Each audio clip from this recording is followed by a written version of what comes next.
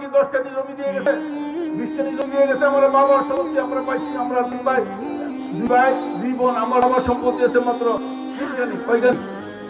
3 টানি। আমি 2001 সালে বিয়ে করে আমি চলনা বাজারে জমি কিনছি, আমি 2 বিঘা জমি কিনছি।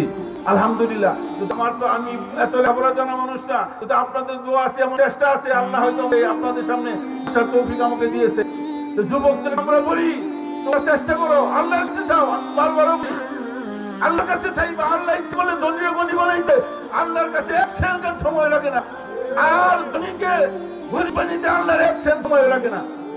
আমার জনমত আমি ঢাকা শহরে চলি, অনেক দিন ছিল গাড়ি বাসিল 1 কোটি 2 কোটি টাকার গাড়িতে চলছে, আজকে রিক্সাতে চলে। আর অনেক লোকের কিছুই ছিল না, আল্লাহ তাআলা অনেক উচ্চ মর্যাদা তাকে দিয়েছে। আমি তো বলি আমার সাইকেলও দৌড়াই না, রিক্সাও দৌড়াই না, আমার গাড়ির দাম 32,000 টাকা। আপনাদের দোয়া, আমার মেহনত, আল্লাহর রহমতে, আমার মায়ের দোয়া হয়েছে যে আপনার সম্পদ আপনার ছেলের জন্য অবৈধটা ইনকাম করে গাড়ি বাড়ি করে দিয়ে যাবেন। আপনি মরে যাওয়া পর এটা নেওয়া থাকতে পারে।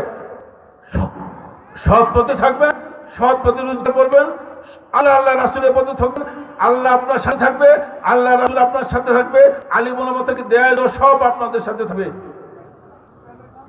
আপনাদের সাথে দোয়া চাই, আল্লাহ তাআলা যেন যতদিন বাঁচি এতদিন যেন আলেমদের হুজুরকে খুব মহব্বত করি, আলেমদেরকে মহব্বত করি।